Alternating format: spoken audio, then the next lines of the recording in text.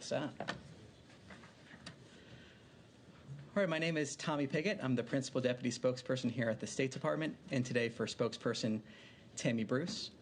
To begin, I just have a few comments up top, and then I'll be happy to take some questions. So, this week, the United States demonstrated once again that American leadership matters. Driven by the clear vision of President Trump and Secretary Rubio, the United States is standing firm on the world stage and delivering real results for the American people. The United States vetoed a counterproductive United Nations Security Council resolution that targeted Israel and failed to condemn Hamas. The resolution created a false equivalency between a sovereign nation and a terrorist group and would have undermined meaningful diplomatic efforts to reach a ceasefire. As President Trump has made clear, we will not support any resolution that fails to demand Hamas disarm, leave Gaza, and release all hostages, including the remains of 2 murdered Americans. The United States will continue supporting the delivery of aid to the people of Gaza and will work to ensure that Hamas and other terrorist organizations cannot continue to exist. This is the first Security Council veto of the Trump administration, and we are proud to use our veto on such an important issue. It's time the UN returned to its founding purpose, promoting peace and security and stopping these performative actions. Earlier today, Israeli forces recovered the remains of Judy Weinstein and Gad Haggai in Gaza. Judy and Gad were kidnapped and brutally murdered by terrorists on October 7th. Their fate remained a mystery for months. Even after the worst was confirmed, their families were denied the dignity of a proper burial for more than 600 days. We hope their families can now find some measure of peace. At the same time, we are acutely aware of the anguish 56 families continue to endure, including those of Americans Omer Nutra and Ite Chen. Every single hostage must be released immediately. To further safeguard the American people, President Trump has signed a new directive restricting the entry of foreign nationals from specific countries to protect the United States from foreign terrorists and other national security and public safety threats. This action reinforces the administration's unwavering commitment to protecting our borders and ensuring that those who wish to do us harm are denied access. This administration will continue to use every tool at its disposal to defend our homeland, dismantle terrorist networks, and deny entry to those who threaten the American people. We will never waver in our mission to protect the United States. And with that, I'll take some questions. Thank you. If I could start with Russia, Ukraine, was Secretary Rubio on the call between President Trump and Putin? Nothing further to add besides what's already been publicly said. Okay. And then President Trump said today that Putin told him he had no choice but to attack Ukraine following Kyiv's latest attacks. Trump said he told Putin not to do it. Has the U.S. communicated to Russia any red lines that it does not want to see crossed? Look, what's been clear from the very beginning, and President Trump has made this clear, is that he wants to see de-escalation. He wants to see direct dialogue. He wants to see peace. That has been his driving motivation on this from the beginning, to end the carnage and the bloodshed. As you said, the president spoke to this. Nothing further to add to his comments, but his motivation here has been very clear from the beginning, to get to that direct dialogue and stop this bloodshed. Would the U.S. take any punitive actions, such as imposing sanctions if Russia attacks? I'm not going to speculate or get ahead of the president on that, but what I can say, again, is that the president has been very clear. He wants to see this conflict come to an end. Yes? Thank you very much, Tommy. Can you explain the apparent conflict between the State Department's position regarding Afghanistan, the safety, relative safety, and security of the Taliban government, regarding the decision made on withdrawing temporary protective status for Afghans here in the U.S. as of July 12th, because it's safe enough, presumably, for them to go back, and the fact that the State Department has now decided that Afghanistan is not safe, so it is on the list of states for which immigration is banned. So we're talking about two dynamics here. When it comes to the specific of TPS, temporary being the operative word here, I refer you to DHS for more details, but it was always a temporary benefit, a temporary protection that's in the name itself. So we have that dynamic, and people that are here, people that were here on temporary protected status have had opportunities to apply for permanent residence here in the United States. So you have that dynamic of a temporary protected status that was temporary versus the second dynamic of the ability to vet people entering this country, the ability to ensure people coming into this country on a visa are properly vetted. So without getting into specifics of individual countries, the White House has put out a fact sheet on this that I would refer you to for more specifics. But the idea of people coming into this country, the ability to properly vet, is a separate dynamic. And we have to have confidence that we can vet people properly. And I think the American people would expect us to have that. So what we're looking at here is, can we vet people properly? Are there terrorist concerns? Do we see visa overstays in regards to some of these countries? Those are some of the driving purposes here. So we have those two separate dynamics when it comes to Afghanistan. Just to follow up, there are large numbers of American veterans, those who have fought in Afghanistan, and also including State Department personnel, and CIA personnel, others who have worked with the U.S. government, who feel very strongly that many Afghanistan refugees are at risk if they go back because of their connections to the United States in the past, in the present time, and that going back, particularly for women, is of high risk as well.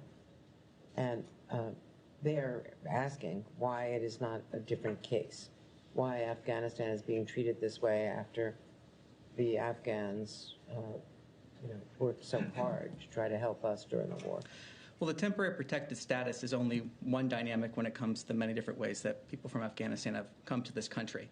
And again, I'd refer you to DHS on the specifics of that TPS announcement. But I think those two separate dynamics are important, again, to stress. The temporary protected status, which is always meant as a temporary protection, versus the ability to vet people that are entering this country. And I think we have to have that realistic approach to say, are we able to vet people that are coming into this country? And the American people, I believe, want to see us be able to say that we can when we're looking at these visas. And this is part of a broader action, a broader emphasis from this administration with this action and other actions regarding visas to make sure we have that proper vetting in place. You don't think that we are violating a trust, a sacred trust, with many of these people who have put their lives on the line for the United States of America? Well, look, I think when it comes to this, again, the TPS is one dynamic of the many ways that people from Afghanistan have come to this country. Special immigrant visas, for example, exceptions related to that are in the proclamation itself when it comes to the proclamation we saw yesterday. So I think, again, we're looking at two different dynamics. A temporary protected status that, again, was always meant to be temporary. There was the opportunity for those that were here on TPS to apply for permanent residence, while then also having the secondary part of it, which says, are we able to vet people coming into this country? And I think those are two separate dynamics. Yes. Can I continue with Andre's question a bit? When it comes to the travel restrictions, I mean, there are a number of countries that were taken quite a bit by surprise by this. I know just Chad right now said that they're going to retaliate. Not that in Americans, I realize there probably aren't that many Americans clamoring to go to Chad, but nonetheless, you look at Iran, for example, it's no secret that many Iranians are not very keen on the Islamic Republic, the diaspora, as many critics. Is there a sense more broadly that the United States is losing the proverbial hearts and minds by blanketly saying that all these people, just purely on basis of nationality, have no right to come in, rather than seeing them as individuals? Well, look, this is a national security imperative.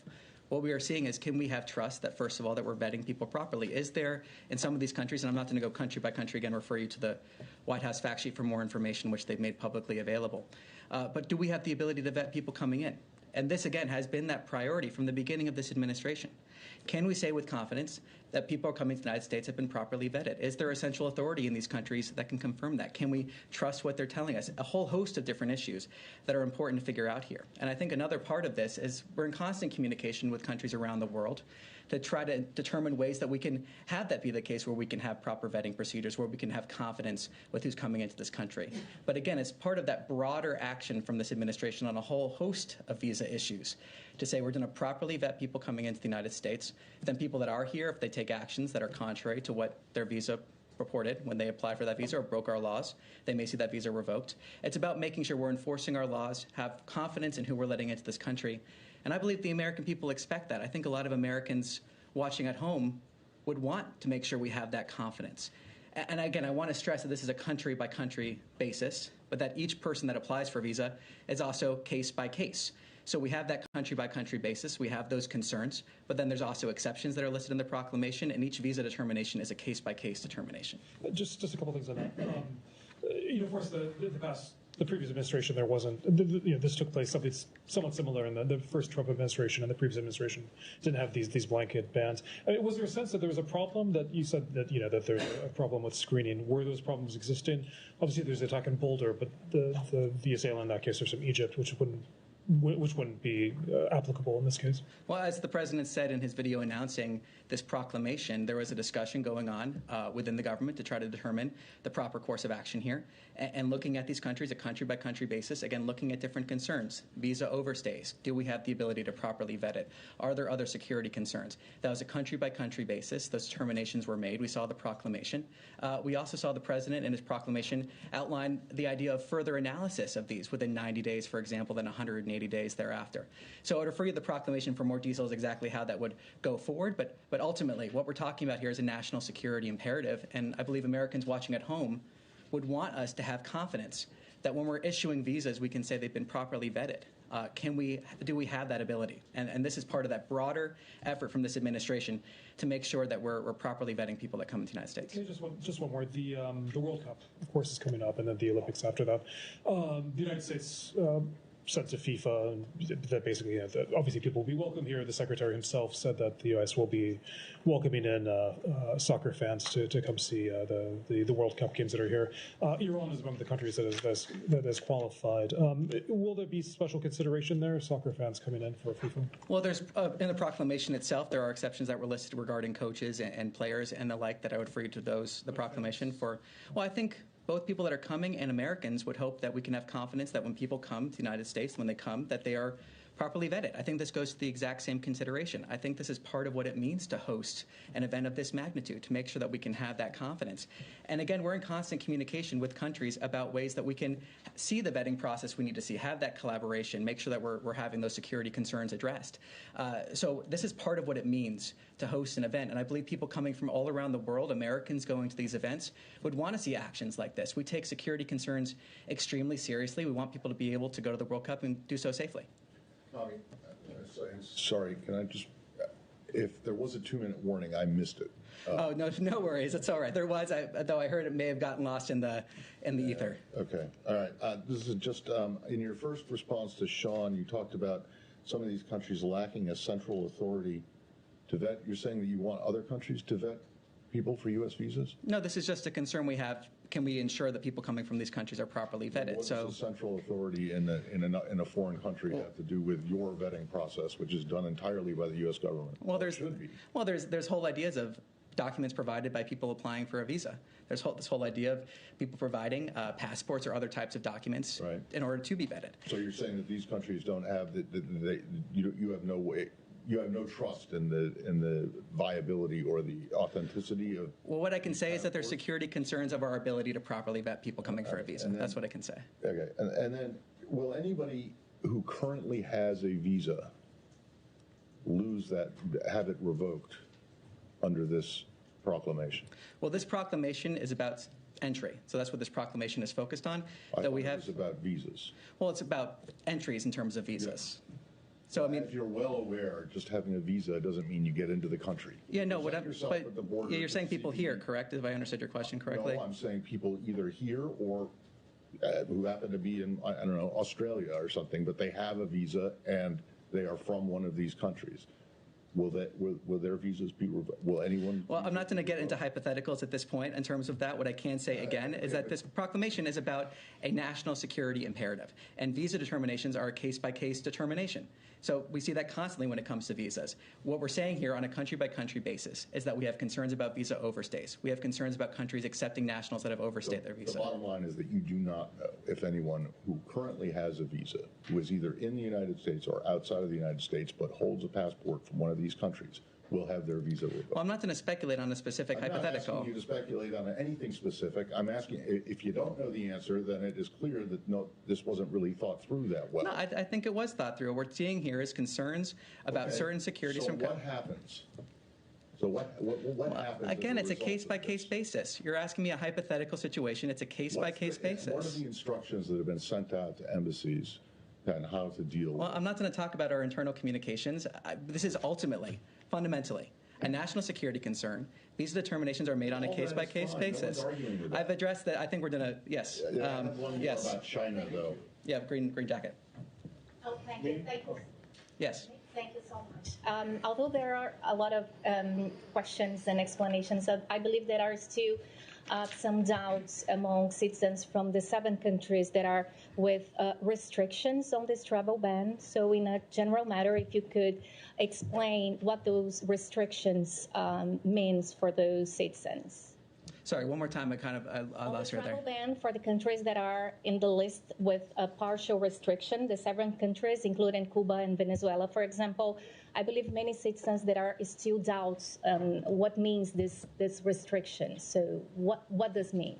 Yeah, when it comes to those, the White House has put out a fact sheet talking about those countries, the partial restrictions. I would refer you to that fact sheet for more information. It's available on their website From there. the perspective from the State Department, what does mean from those who are not here and for those who are here in the country and might want to leave and then come back? Well, again, it's a case-by-case basis, and we have concerns that we want to see addressed, and that's what this is part of addressing. Thank you. Yes. Thank you. Thank you, Tommy. I have 2 questions. First question, Sergei Shoigu, head of Russian State Security Council, and Kim Jong-un, North Korean leader, met in Pyongyang today and agreed that the North Korean troops will remain in Russia even after the war between Russia and Ukraine ends. What is the United States' view on this, and what is your position? Well, we've talked about many times in terms of from this podium, North Korea and Russia. I'll repeat what we have said there before, is that third countries like North Korea that have perpetrated the Russia-Ukraine war bear responsibility. We continue to be concerned about North Korea's direct involvement in the war, North Korea's military deployment to Russia, and any support provided by the Russian Federation to the DPRK in return must end. One more kick. Regarding the U.S. response to the South Korean presidential elections, the White House said that the U.S. remains concerned about and opposes China's interference and influence in democratic countries around the world. And China wants that the United States should stop its actions to show discord in South Korea between China and South Korea relations. Can this be seen as a U.S. concern that the elected South Korean president is more pro-China than pro-United States? Look, what I can say is that we congratulate President Lee on his election as the president of the Republic of Korea. And on more details, I'll take that question back to see if we can get you an answer on that. Yes, sir. Yes. And Yes. Mm-hmm. Thank Yes. you. Yeah. Thank you, Tommy. Change topic. Okay. I want to talk about the West Bank. Today marks the 58th anniversary of the occupation of the West Bank in East Jerusalem. And is the West Bank on your radar? Because there has been a spike, a huge spike, as a matter of fact, in settler violence against the Palestinians, and Israeli army violence against Palestinian villages and so on. They're being locked at night. They're not allowed into their farms or to tend their animals and so on, or even go to school and all these things. My question to you, is there someone or an office within the embassy in Jerusalem or anywhere or in this building that follows up on what happened in the West Bank, and what measures are you taking? Well, look, what I can say, as we've said here before, is that certain functions have been put underneath the embassy in Jerusalem under Ambassador Huckabee.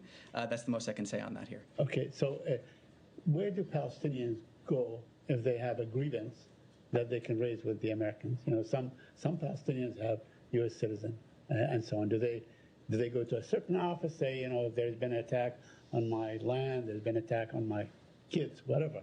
Do they go to a place where these grievances can be aired and expressed?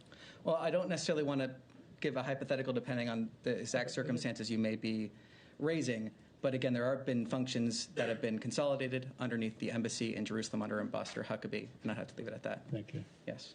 Thanks, Tommy. 2 questions for you. Prime Minister Netanyahu of Israel acknowledged a short time ago that the Israeli security establishment has been providing weaponry to a rival gang, rival to Hamas. Number 1, was that done in coordination with the American government? And number 2, is it in line with American policy in Gaza? Well, look, I have nothing to preview on that. I'll take back the specifics, see if we can get more of an answer on that. What I can say is our approach and our policy remains that we stand with Israel and we stand for peace, and those are our goals that we want to see. Second question, it's kind of a different way of asking a question that was asked the other day. Who's currently in charge of the Lebanon portfolio here at State? Well, I mean, we see a whole host of people that are involved in this issue. Who oversees it? I mean, I have no personnel announcements to really announce at this time, but what I can say, yeah.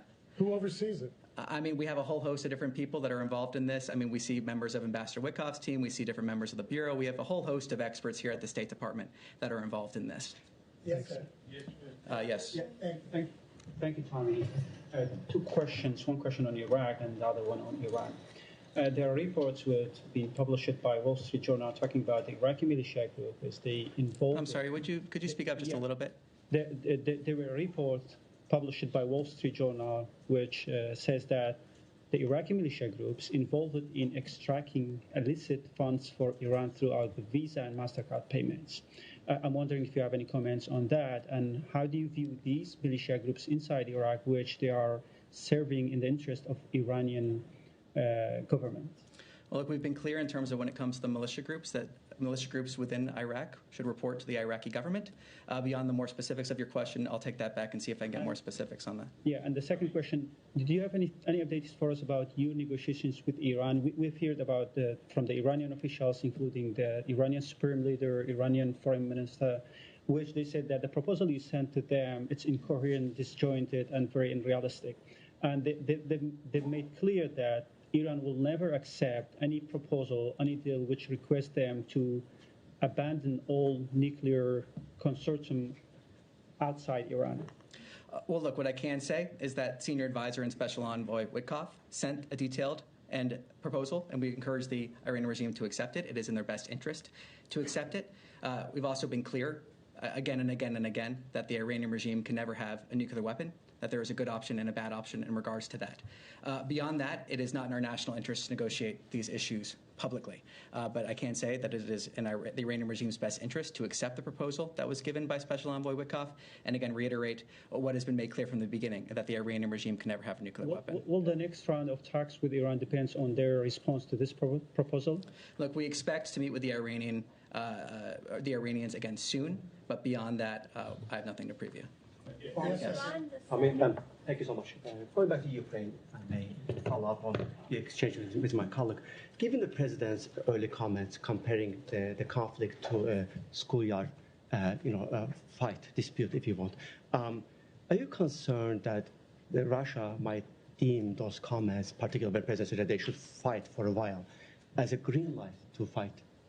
The president has been clear from the beginning that he wants to see this conflict come to an end. He has been clear from the beginning that his driver, his motivation here is to end the bloodshed, to end the carnage, to end the conflict. He has said that again and again and again. He has also encouraged de-escalation. He has encouraged the parties to come to the table to have direct talks. He has been clear that's what he wants to see. So he's made his position on this clear, and I think the framing of that question, honestly, has been very clear on this, that he wants to see this carnage come to an end. He wants to see this bloodshed stop. But he also made it clear that peace talks are right now basically going nowhere. Why no pressure on Putin right now? Well, look, again, he spoke to this just a little while ago, that he wants to see those direct talks happen. So I'm not going to get ahead of the president in terms of what he may or may not decide to do. But what the president is able to do, and it's a credit to his leadership, that we've seen the progress towards peace that we have seen the parties engage in some sort of effort to try to get to that ceasefire. That's the goal. That's what the president wants to see. That's his driving motivation. And as he just said a little while ago, that remains his motivation here. I have one more question, if I may, different topic. USA, GM, VOA reporters, journalists, colleagues, they've been in town, they were working for the U.S. government, and some of them are from dangerous countries. Now 50 of them, 50, are about to lose their J-1 visas. Does the State Department have any plan to protect them? Well, look, I'm not going to comment on specific cases like that. As Spokesperson Bruce has often said from the podium here, there are, though, many different ways that people can enter this country in terms of visas and the like, but I'm not going to comment on specific cases. Yes, sir. Yeah. Back to Russia and Iran. President Putin has expressed willingness to help the U.S. in talks with Iran. Question is whether President Trump has asked Mr. Putin specifically to help with this, or is it an offer by the Russians? And at this point, why would Russia want to help? Well, look, I have nothing to preview beyond what the president said in his truth just a little while ago, or yesterday, whenever that truth came out. Yes. Can I follow on the topic of Russia? And I'm sorry if you addressed it in the 2 minutes that I also missed at the top. Was the Secretary able to join for the Putin call or the call today with President Xi? Well, look, nothing again to offer beyond what the president has already described on these calls. Okay. On the Putin call, the Secretary was meeting at the White House as National Security Advisor in one of his capacities with a senior Ukrainian delegation. Do you know if they were provided either a heads up that the call with Putin was going to happen or a readout after it did? Well, look, I'm not going to get into those private diplomatic conversations. Nothing to add beyond what was already stated publicly. Okay. Last, without getting into the details that may have been provided, is the Secretary or this department aware of what the Russian response might be in terms of timing or nature? I'm not going to get into that from here. I mean, the president has already put out his truth to this nature. The president's been clear he wants to see de-escalation. He's also been clear he wants to see the parties come to the table to have direct negotiations. But assuming the response happens, is the U.S. expecting something of a heads up beyond what Mr. Putin told Mr. Trump? Again, I'm not going to speculate on this. Thank you. Yes. Thank you, Tommy. U.S. administration and the State Department established a strong communication line with the transitional government in Syria, and the President Trump's envoy for Syrian affairs and the Turkish ambassador for the U.S. in Ankara is visiting Israel right now. And during this visit, Israel just started to target some places inside Syria, which stopped before with the intervention of Mr. Trump, convincing the Israelis that after these communications started with the transitional government. How do you see the targetings of the Israeli Air Force towards targets inside Syria at the time that the ambassador is visiting Israel? Well, look, what I can say is that the United States continues to support efforts that will bring lasting stability and peace between Israel and Syria. A stable and peaceful Syria is in everyone's security interests. And that's what I have to say in terms of that question there. Yeah. All right, thank you. Can we get one more? Can I ask you one question?